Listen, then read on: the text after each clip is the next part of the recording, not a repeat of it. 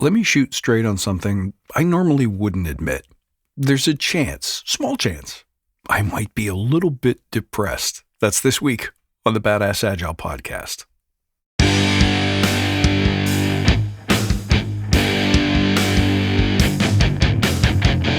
Greetings, team. Welcome to the Badass Agile podcast. I'm your host, Chris Williams.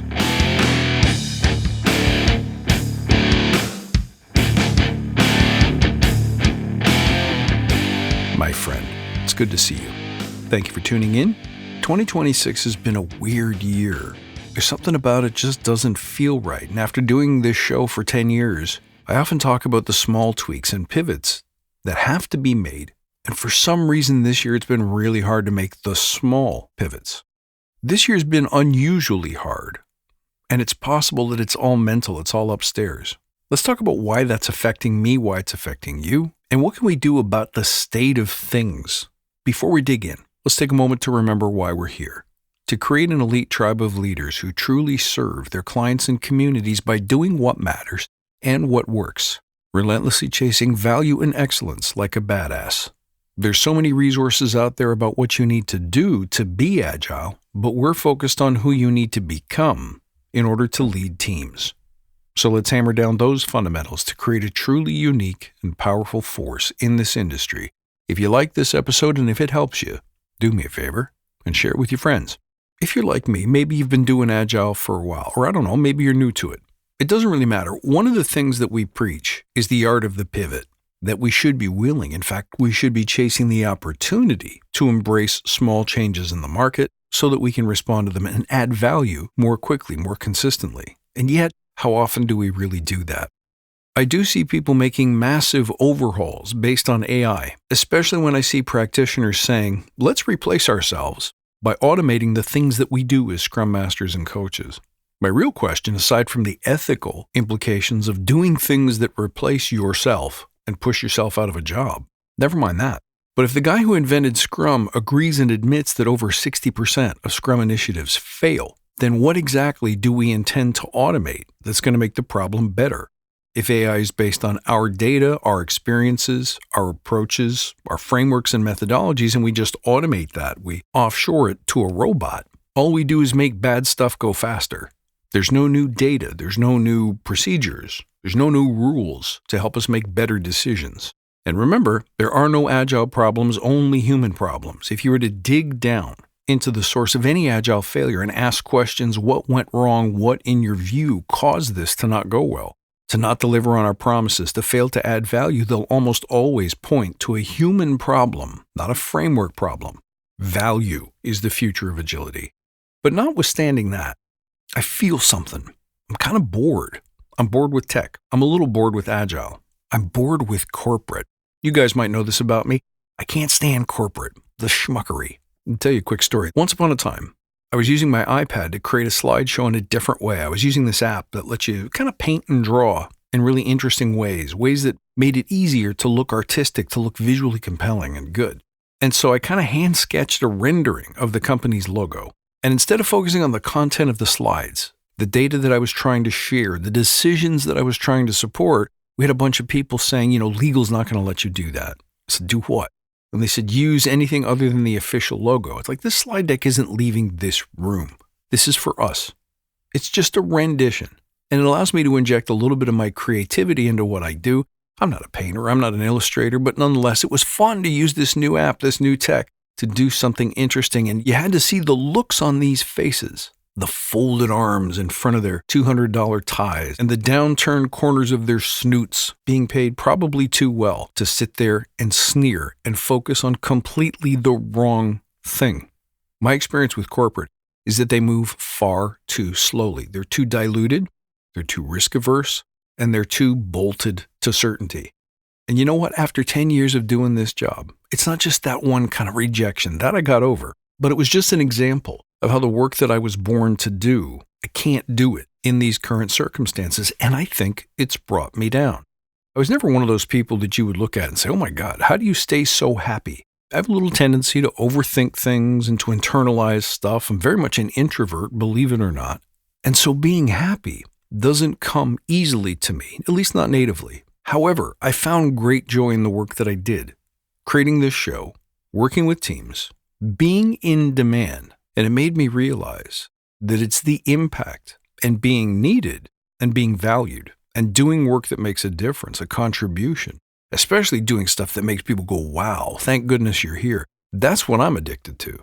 Agile and tech were just seasons for me. It was a time at which there was a high demand for something I happened to be natively good at. Maybe this happened to you too. How did you get into tech?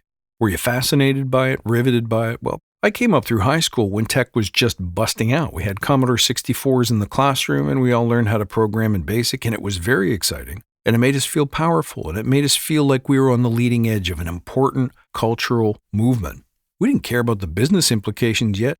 We just wanted to be around these cool machines that did wicked stuff, especially if it let us play video games. But something's happened since the pandemic, since the rise of AI, that's taken an awful lot of the joy out of it for me, and I think it's bumming me out, more so than usual. It's getting harder to be more consistent with content because, to be honest, I'm not sure if it's hitting anyone. I'm not sure if this is making your lives better still. I think it is. Maybe you're new to the show, and maybe it's giving you tons of value. If so, that's awesome. But me personally, it's time to pivot. I can just feel it. And I mentioned in the last episode that there's going to be changes, and I'm starting to feel what those changes are. Inch by inch over the years, I've made small adjustments to the show, what I talk about, what I believe in, what I focus on, that have radically changed the voice of the show. Going back to 2017, I spoke more in detail about the values, about the practices even. But the part that stuck with me about Agile is the notion, and it's right in our, the lead off to the show, I talk about being versus doing. That was driven home for me in two important things that I kind of indulged in this week. As I write this, my favorite band in the whole world, Rush, they've decided to take on a new drummer and go back on tour, and their first show was happening as I was writing this episode. It made me think about that band and how through their 50-year career, they've had to change a little bit. Not exactly trend chasers, but they've kind of gone from their roots in the 60s as a blues rock, kind of British-influenced band, to a band that was more influenced by prog rock and made longer tracks. Some songs were the entire side of a record, so about 20 or 22 minutes long. Then they got into a new wave phase, and over time they came full circle and started writing things that sounded the way Rush was supposed to sound. But they needed to speak to their fans, the people who chose them, and chose them over and over and stuck with them. Now, another thing I did this weekend was rewatch a documentary on my favorite comedian. Again, here's someone that I grew up with, probably from the age of 9 or 10, and forward I listened intently to everything that George Carlin did. To this day, when I write things or I speak things, I kind of write them or speak them in his voice. I can hear his voice in my head. I memorized his comedy routines, all for the wrong reasons, because I thought that being funny would be the way for me to overcome my introversion, my shyness, my discomfort with classmates or new people that I'd met. But George, too, over the years, went from a showman, someone who belonged on Ed Sullivan, someone who played well on TV, very clean cut. And then at some point, he realized he was being dishonest. So overnight, he grew his hair out, grew a beard, started talking about drugs and the way that he used drugs, and his comedy routine totally changed. That made him one of the most popular comedians of the 1970s. That pivot to more authenticity paid off.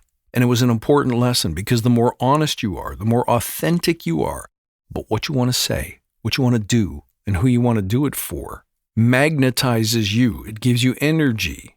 It gives you trustworthiness. It gives you a connection to your audience and the people that you serve. And then something changed for George. I think he started to get more and more disenfranchised with how hard he was working and had very little to show for it sometimes. And eventually, he had to deal with a battle with alcoholism and drugs. And he became more bitter. And the new George Carlin was angry and ascetic. For years, I didn't really listen to Rush or George Carlin because I wasn't 100% sure where they were going. But when I came back to them, I had a fresh appreciation for something they had done that had nothing to do with the quality of their material and everything to do with the quality of their character. They chose to pivot. They chose to become more honest and more real.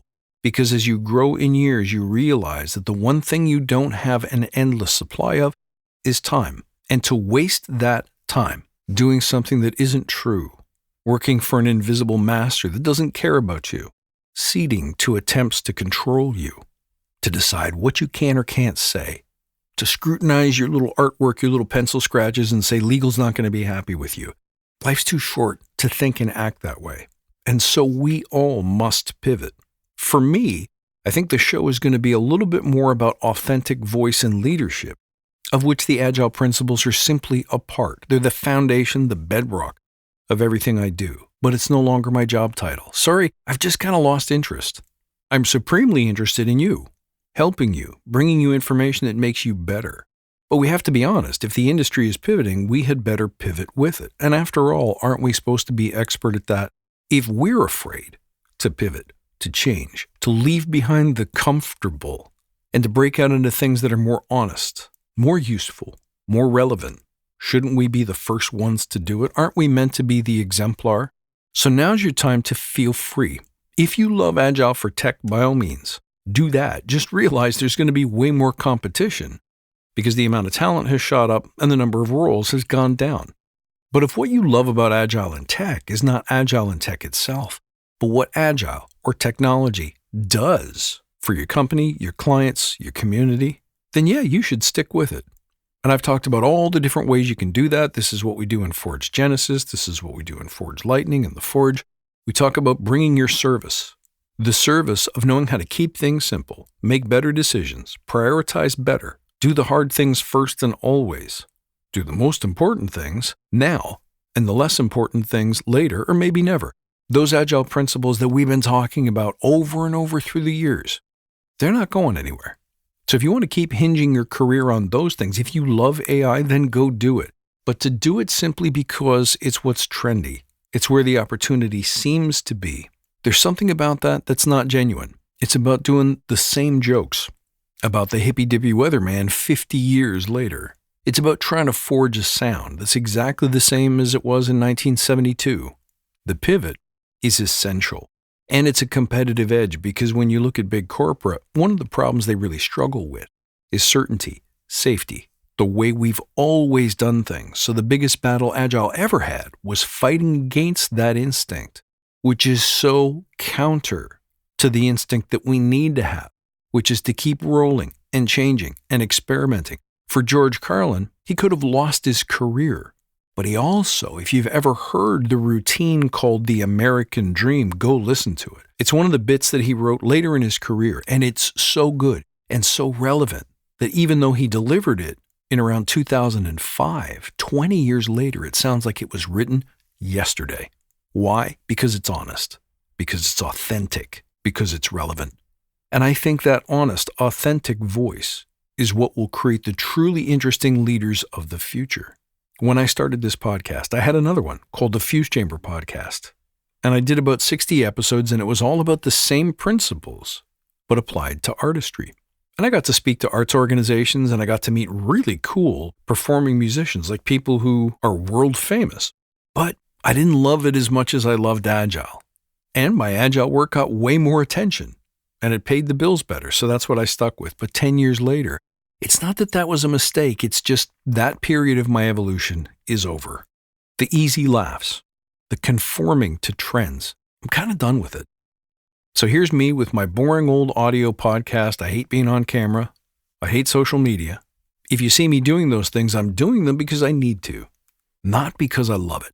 But me, this microphone, and you, wherever you are in a car, walking the dog, hiding out in the office bathroom, however you listen to me, this is what matters to me. But the topic, I've moved on from.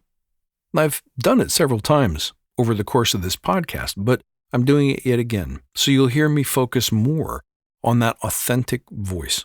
Maybe I'll branch out into a different podcast and keep this one intact, or maybe there's a real, logical, defensible way to pivot and to arc this podcast, to adapt it. But either way, I gotta do the stuff that I love to do. And in 2026, I'm motivated by something completely different than I was in 2017. So I got to honor that. And I think you should too. It's time to ask yourself the question, what do I really want to do? At one point, George Carlin comments, I realize I'm not a performer. I'm an artist. I'm a writer. And when he was able to consider himself that way, to see himself that way, he became far more fulfilled, far less stressed. He was able to just be, to stop doing and to start being. And the earlier in life you can discover that secret, you can latch onto its promise, the healthier you'll be, the happier you'll be, the more fulfilled you'll be, and the more you'll be able to make the impact that I think you're probably dying to make. It's okay to let go of the past. It's okay to look back at the past and say, I might have wasted some time there, because it's never wasted time. If it got you to where you are today, it's all good. And so I encourage you this week to think of one thing. I know how to tell others to pivot, but can I tell myself to pivot? And where does that mean I'm going next? And the one piece of advice I'll give you is to not follow the trends. Because who wants to do what everybody else is doing? When you follow patterns, when you copy ideas or frameworks, methods or styles, you're not a true original. You're not letting your real voice out there. And the world needs your art.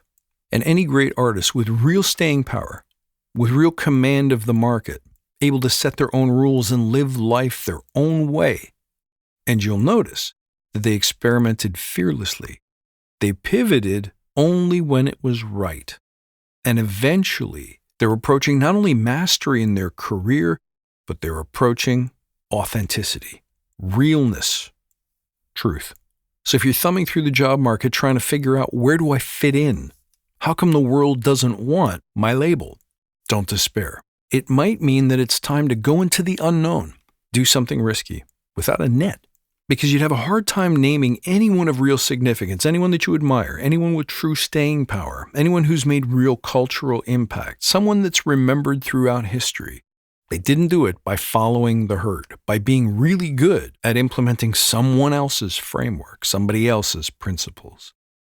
They stood on their own. And that involves tremendous risk, terror-inducing, nightmare fuel kinds of risk, because you're never quite sure if anyone's listening. You're never quite sure if you're making the impact. You're never quite sure if this will work.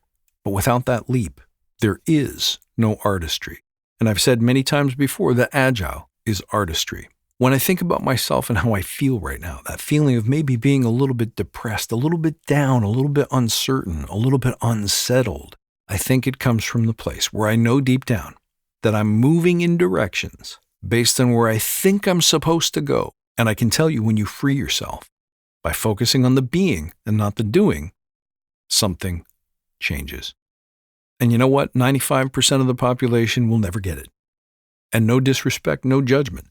They're going to do what the rule book tells them to do, because that's the safest, most certain, predictable path. But it isn't your path. Thanks for indulging me this week. I know it's a different kind of topic, but it's important.